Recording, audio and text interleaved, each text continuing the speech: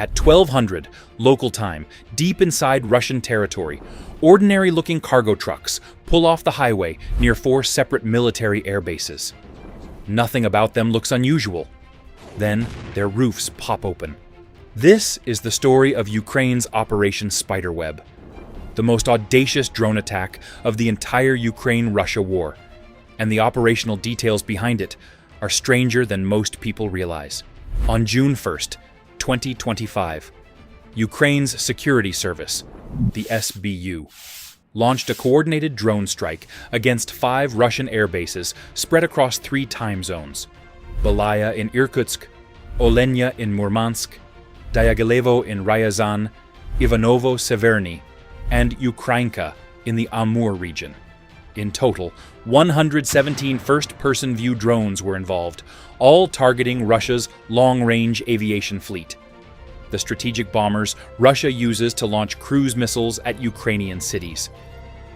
According to the SBU, the operation disabled roughly 34% of Russia's cruise missile-capable bomber fleet and caused around $7 billion in damage.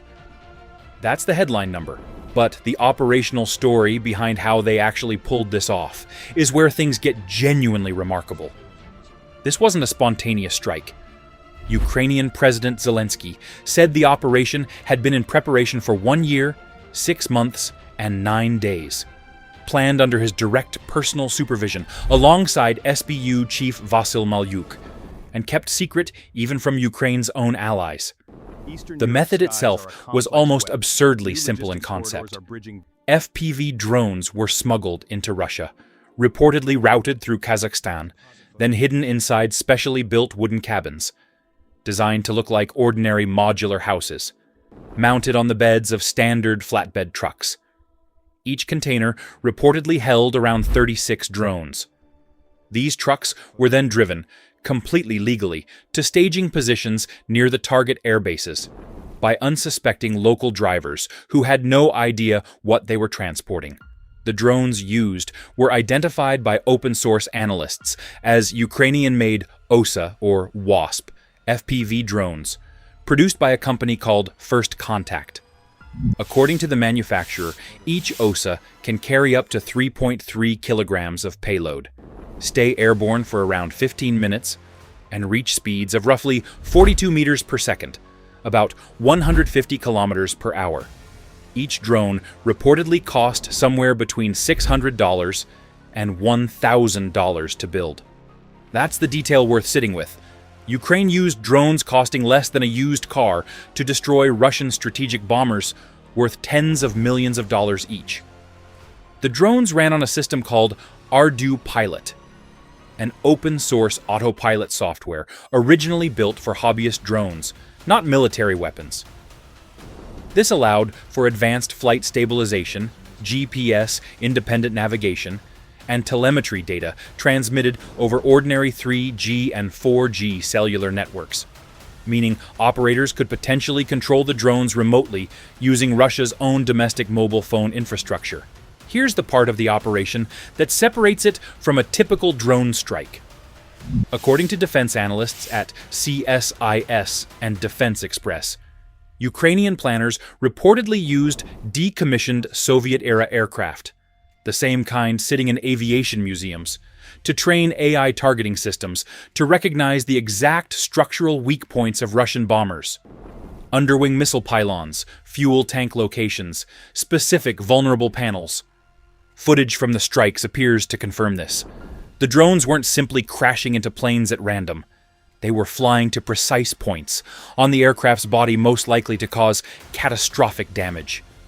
In at least one released clip, a drone is seen flying directly underneath a KH-101 cruise missile still mounted on the wing of a Tu-95 bomber before detonating. The choice of targets wasn't incidental. The aircraft hit Tu-95MS, Tu-22M3, and Tu-160 bombers, along with rare A-50 airborne early warning aircraft, are the exact platforms Russia uses to fire KH-101, KH-22, and Ka-32 cruise missiles into Ukrainian cities. And critically, several of these aircraft types are no longer in active production. Russia can't simply order replacements from a factory line the way it might with newer equipment, meaning every bomber destroyed in this operation represents a permanent reduction in Russia's long-range strike capacity, not a temporary setback. Not everything went according to plan. The fifth target, Ukrainka airbase in the Amur region, was never successfully hit. The truck carrying that container of drones reportedly caught fire and exploded prematurely, before the drones could be deployed. It's a detail that rarely gets attention next to the operation's overall success, but it's a reminder of how much could have gone wrong across an operation this complex, spanning thousands of kilometers of hostile territory. And here's where the story gets more complicated than the initial headlines suggested. Ukraine's official claim was 41 aircraft damaged or destroyed and $7 billion in damage. But independent verification told a more cautious story. Two U.S. officials speaking to Reuters put the number at around 20 aircraft hit, with roughly 10 actually destroyed. Open-source satellite imagery analysts using synthetic aperture radar data confirmed specific losses, including 4 destroyed Tu-95 MS bombers and a destroyed An-12 transport plane at Olenogorsk, but couldn't verify Ukraine's full claimed total. This isn't a story about Ukraine lying. It's a reminder that in modern warfare, the gap between an operation's announced results and its independently confirmed results can be significant, and both figures matter for understanding what actually happened. What happened inside Russia in the days after is its own remarkable story. Pro-government media outlets openly called it Russia's Pearl Harbor. Zelensky later revealed one operational base used to help plan the mission sat directly next to a regional FSB headquarters, undetected the entire time.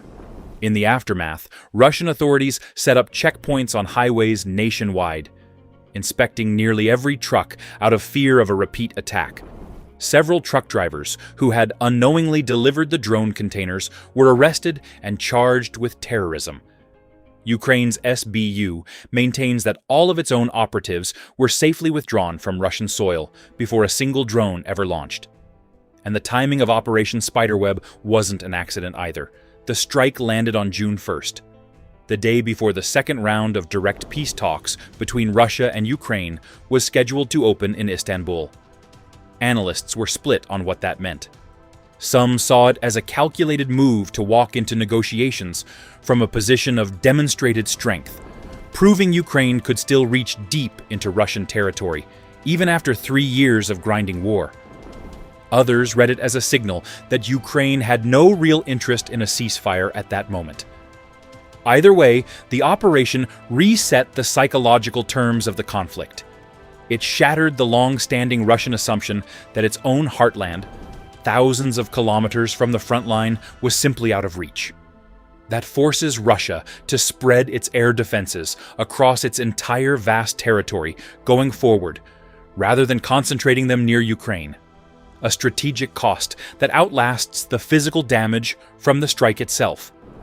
So why does Operation Spiderweb matter more than any single drone strike we've covered before? Because this wasn't really about the aircraft destroyed on one afternoon. It was $600 drones, open-source software, and 18 months of patience, proving that a country with a fraction of its opponent's air force can still reach the most protected assets on the map, and force a nuclear-armed power to fundamentally rethink where safe even means anymore. Like this video, and subscribe to the channel for more breakdowns like this one.